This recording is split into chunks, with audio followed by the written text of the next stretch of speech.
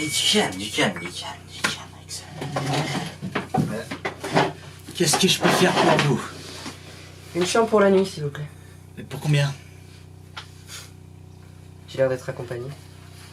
Je sais pas, je demandais ça comme ça. Attendez que je vérifie, ça doit vous faire 200. 200 euros? On n'a pas beaucoup de clients ici, il faut investir. Par carte? On n'accepte pas les cartes. Alors je suppose que je peux payer en plusieurs fois? Tant que vous payez, faites comme bon vous semble.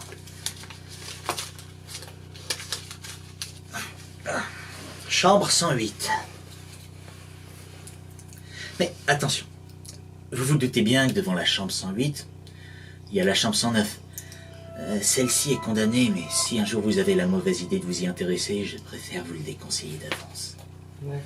Excellent séjour à vous.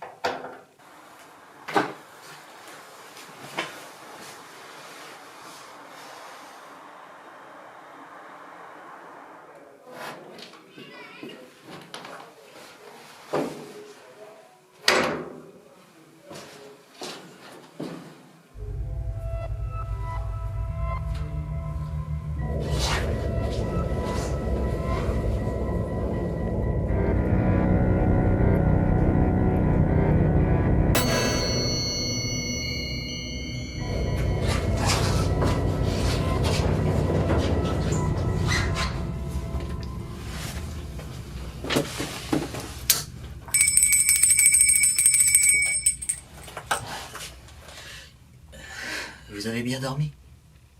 À vrai dire, non, pas vraiment. Oh, et qu'est-ce que je peux faire pour vous à une heure aussi matinale? J'ai un peu eu pour le reste. C'est tout? En fait, il y a bien quelque chose sur lequel vous pourriez m'éclairer. Je vous écoute. La chambre 109. J'y ai vu... Quoi? Vous êtes vraiment allé regarder dans la chambre 109?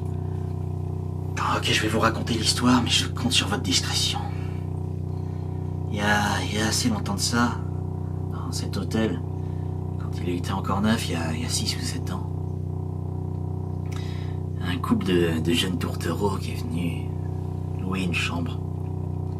Ils étaient heureux, c'était un jeune couple, ils étaient pleins de joie de vivre.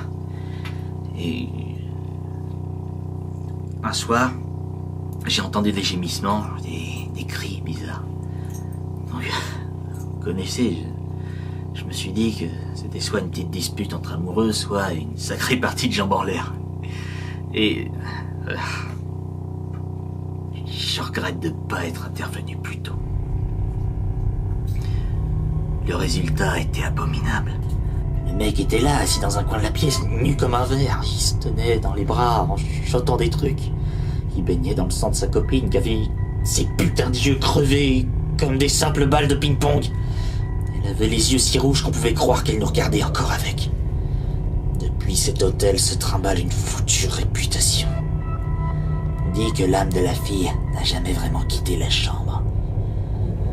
Et qu'il lui arrive, lorsque quelqu'un a la mauvaise idée de jeter un coup d'œil par la serrure, de lui rendre son regard avec ses grands yeux rouges.